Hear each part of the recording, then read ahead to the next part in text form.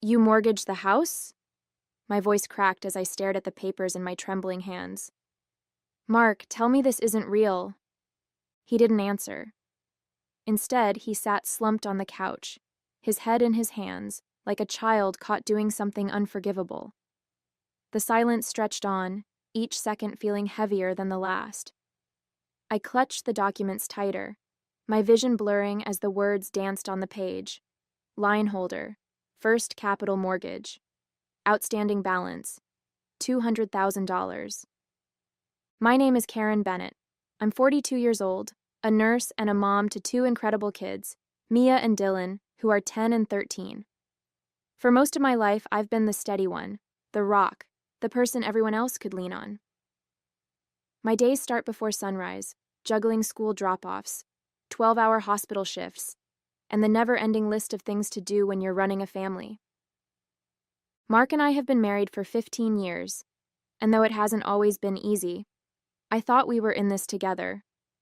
We weren't perfect, but we had trust, or so I believed. I handled the day-to-day finances while Mark managed the bigger picture stuff like taxes and insurance.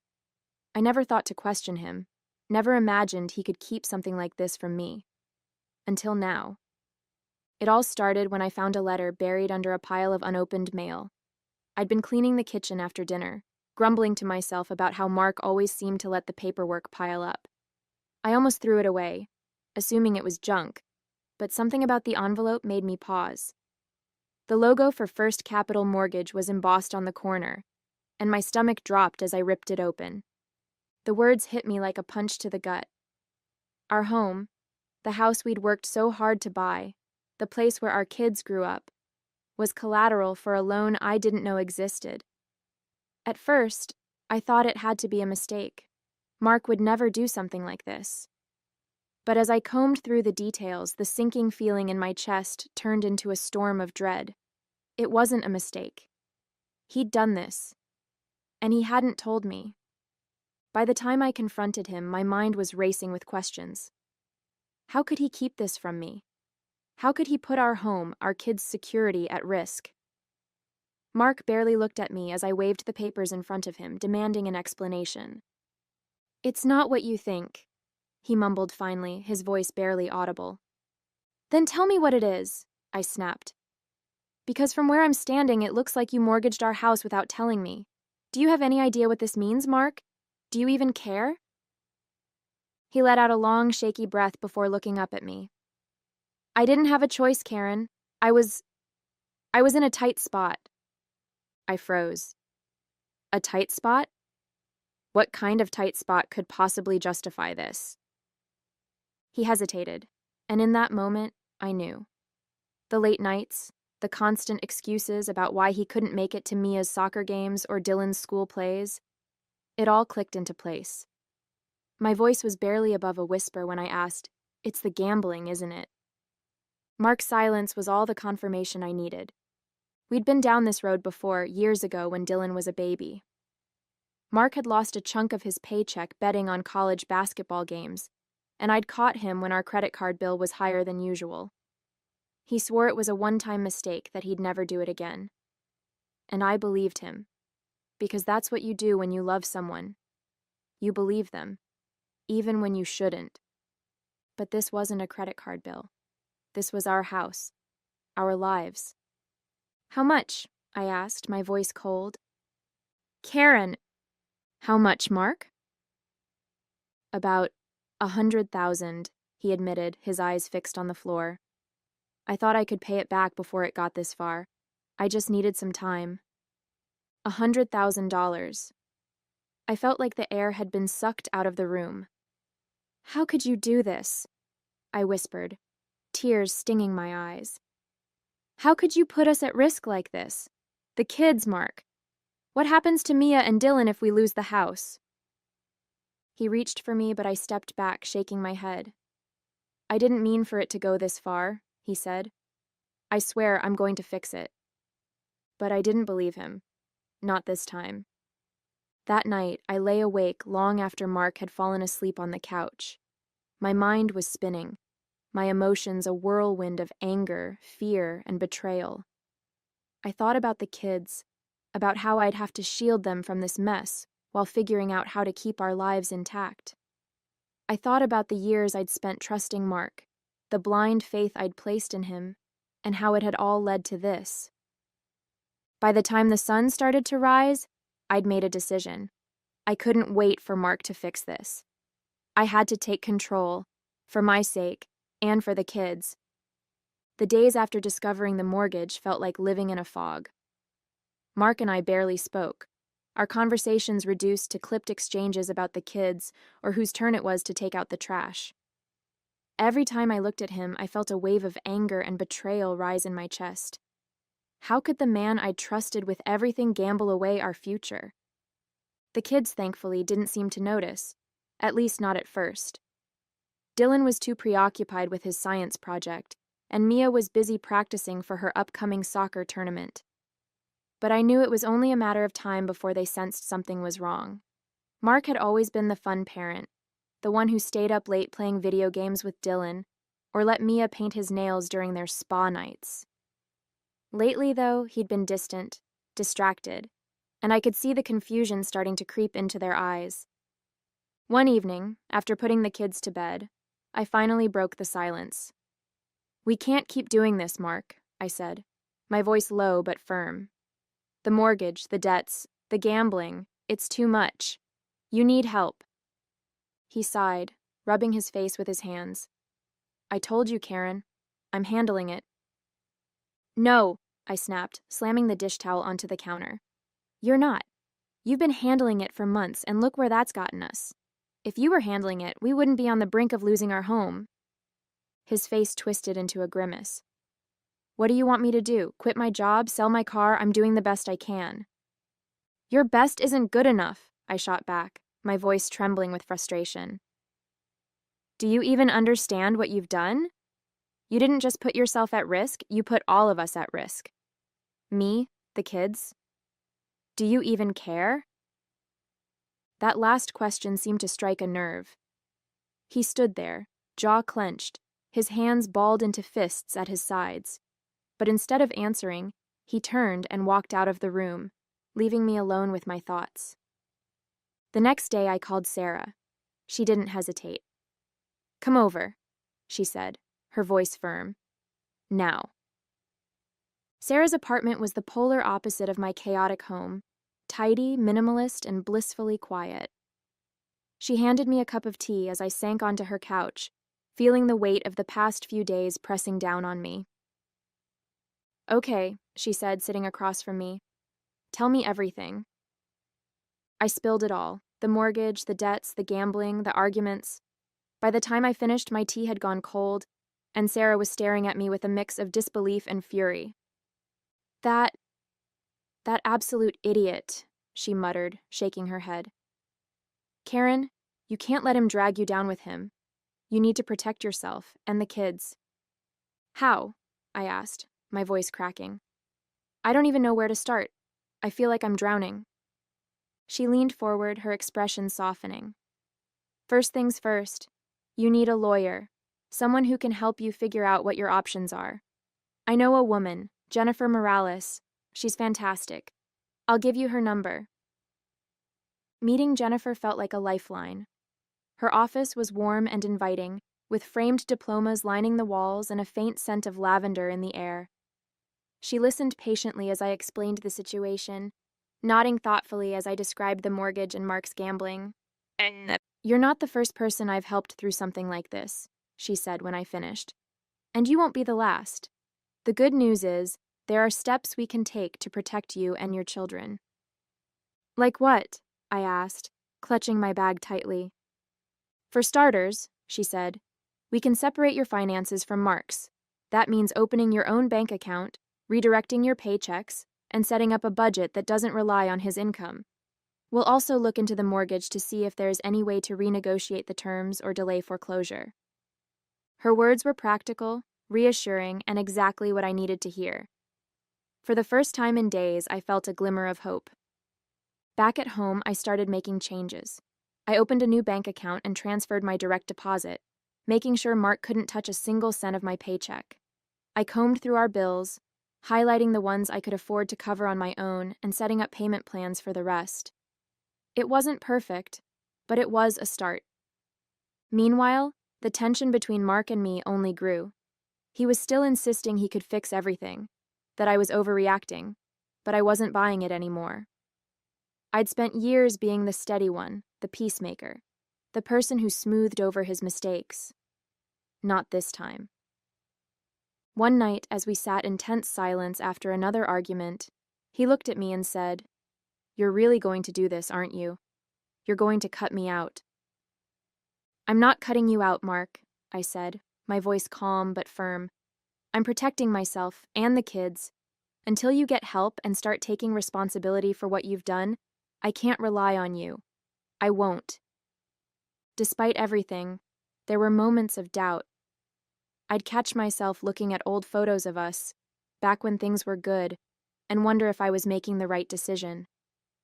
What if he really could fix things? What if this was just a rough patch and I was giving up too soon? But then I'd think about the mortgage, the debts, and the look in Mia's eyes when she asked why Dad seemed so sad all the time. I wasn't just doing this for me. I was doing it for them. For their future. The breaking point came on a rainy Tuesday afternoon. I was sitting in Jennifer's office reviewing the mortgage documents for the 100th time when my phone buzzed. It was a text from Mark. "We need to talk. I can fix this, but I need you to stop whatever it is you're doing with the lawyer. You're making things worse." I stared at the screen, my chest tightening with a familiar mix of anger and exhaustion. Worse? He was the one who had gambled away our future, and now he wanted to blame me for trying to clean up his mess? My hands trembled as I placed the phone face down on Jennifer's desk. "He's trying to manipulate you," Jennifer said calmly, her sharp eyes fixed on me. "Don't let him.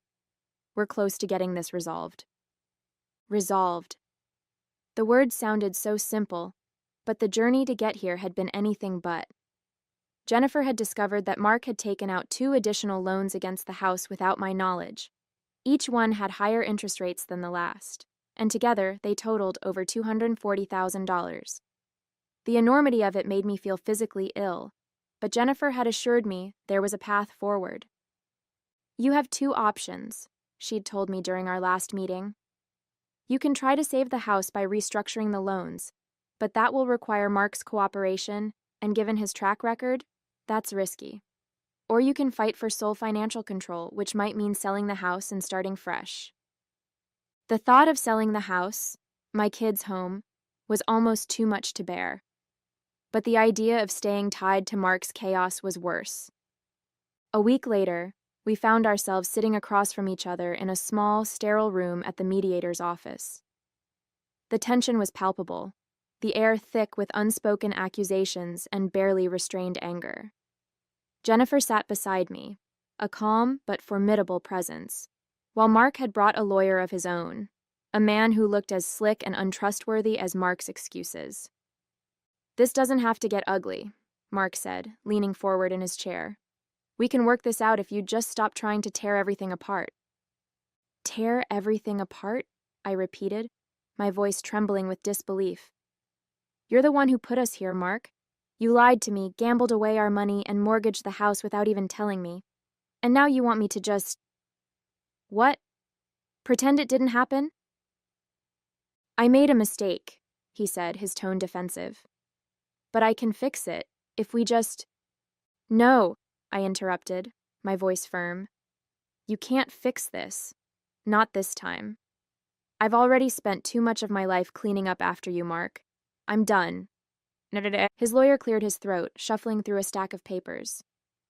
"If I may," he began, "we believe that Mr. Bennett has a right to remain on the mortgage, and that his financial contributions..."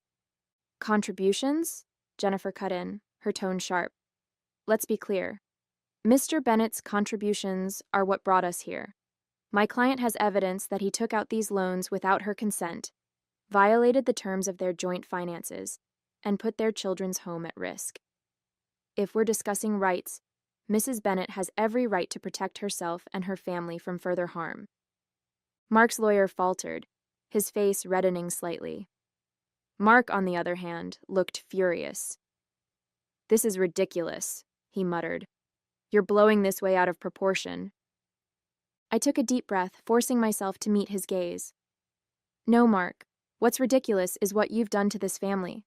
You've lied to me, endangered our future, and refused to take responsibility. But I'm not going to let you drag me down with you anymore. I'm taking control of my life and the kids' lives, whether you like it or not."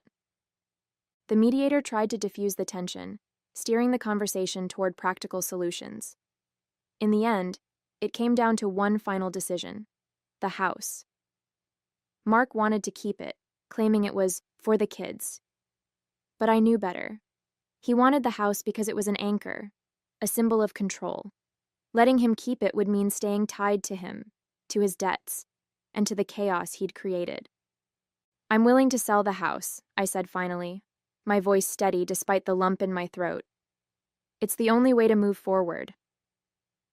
Mark stared at me, his face a mask of shock and anger. "You're seriously going to sell the house, the kids' home, after everything?" "Yes," I said simply, "because what matters isn't the house. It's their future. And I won't let you jeopardize that anymore." The rest of the session passed in a blur of paperwork and legal jargon. By the time we left, I felt like I'd run a marathon.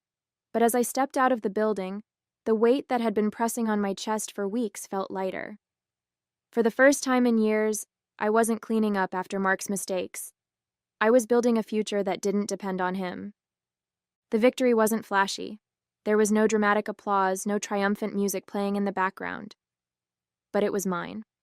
I'd secured sole financial control, negotiated the sale of the house to pay off the debts, and set up a trust for the kids with what was left over. It wasn't the ending I'd dreamed of, but it was a new beginning. And for that, I was grateful. The first night in the new apartment was bittersweet. The kids were asleep in their rooms, smaller than what they were used to, but cozy, and the boxes stacked around the living room made the space feel more temporary than it was. I sat on the couch, sipping tea and staring out the window at the city lights. It wasn't home yet, but it was a fresh start, and that was what we needed. There was relief in knowing that the house and the debt that came with it was behind me. But the exhaustion lingered too. Weeks of legal battles, tense conversations, and painful decisions had taken their toll. My chest felt lighter, but my heart still ached. Losing the home where we'd built so many memories wasn't easy, but I reminded myself that walls and a roof didn't define a family. What mattered was the love and stability I could provide for Mia and Dylan. Mark called the next morning, his number flashing on my phone like a bad memory I couldn't escape. Part of me wanted to ignore it, but I knew better. This wasn't something I could run from. "Karen," he began, his voice unusually soft. "I just wanted to check in, see how you and the kids are doing." "We're fine," I replied, keeping my tone neutral. "Settling in." There was a long pause. "Look, I know I messed up," he said finally. "I've been thinking a lot about everything, and I want to make it right. I want us to try again." His words felt like a punch to the gut. For a split second, I felt the pull of old habits, the part of me that always wanted to fix things, to smooth over the cracks and make everything okay. But then I thought about the mortgage, the lies and the chaos he'd brought into our lives. I thought about the tears I'd cried, and the strength it had taken to move forward. "I can't do that, Mark," I said, my voice steady. "Not this time." "Karen, please," he said, his tone desperate. "I can change." "Then change," I said simply. "But I'm not waiting for you anymore." I ended the call, my hand trembling slightly as I set the phone down. It wasn't easy, but it was necessary. Mark's words no longer held the power they once did. I wasn't his fixer anymore. I was my own person. That evening, as I tucked Mia and Dylan into bed, I felt a wave of gratitude wash over me. The apartment wasn't perfect, but it was ours. Mia had taped a drawing of a rainbow to her wall, and Dylan had already started stacking books in his new corner bookshelf. They were adjusting, little by little, and so was I. Sitting on the couch again, I let myself reflect on everything we'd been through. The fear, the anger, the uncertainty, it had all been overwhelming at times. But I'd made it through. I'd fought for my kids, for my future, and for myself. And I'd won. I wasn't the same person who'd found those mortgage papers in the kitchen. That Karen had been scared, blindsided, and unsure of what to do. This Karen was stronger, more confident, and unafraid to stand up for what she deserved. It hadn't been an easy journey, but it had been worth it. As I closed my eyes, the weight of the day finally lifting, I felt a sense of peace I hadn't known in years. This wasn't just a new chapter, it was a whole new book, and I couldn't wait to see where it would take me. A few months later, life looked very different and better. The chaos Mark had created no longer dictated my days. The apartment had become a home, filled with laughter and new memories. Mia had painted a mural on her wall with rainbow-colored handprints, and Dylan had taken up baking, proudly presenting his latest batch of cookies after school. We were still adjusting, but there was a lightness in our lives that hadn't been there before. At work, things were thriving. I'd taken on an extra certification program and joined a committee that focused on nurse advocacy. For years, I'd shied away from leadership roles, content to stay in the background, but something had shifted in me. I found myself speaking up more, sharing ideas, and pushing for changes that I knew would make a difference. My manager even hinted at a promotion, something I would have dismissed as impossible a year ago. Now it felt like a natural next step. The biggest change, though, was in how I saw myself. For years, I'd defined my worth by what I could do for others, how I could fix their problems or hold things together when they fell apart. Mark's betrayal had forced me to see that I couldn't always be the fixer. Sometimes the most important thing I could do was protect myself and my kids, even if it meant letting go of things I'd once held on to so tightly. I was no longer afraid to set boundaries or say no. When Mark called again, asking to visit the kids, I told him we needed clear agreements in place first. "I'm happy to work with you," I told him, "but only if it's consistent and healthy for the kids." The old Karen might have wavered, but this Karen knew her worth. His response? A grumbled, "Fine," that I could tell annoyed him, but he didn't push back. That alone felt like a victory. One Saturday morning, Sarah came over with coffee and muffins, her version of a celebration. "To the new Karen," she said, raising her cup in a mock toast. "Look at you, living your best life." I laughed, shaking my head. It doesn't feel like my best life yet, but it feels solid, peaceful. "That's because you're finally putting yourself first," she said, giving me a pointed look. "About time, don't you think?" I smiled, the truth of her words sinking in. It was about time. For years, I'd let myself get lost in everyone else's needs and expectations. Now I was learning to trust myself, to advocate for what I wanted, and to believe that I deserved a good life, not just for my kids, but for me. That evening, as I sat on the balcony with a glass of wine, watching the sun dip below the horizon, I let myself feel proud. Proud of the battles I'd fought and the ones I'd chosen to walk away from. Proud of the life I was building. Not the life I'd planned, but one that felt honest and real. The road ahead wasn't perfect, and I knew there would be challenges.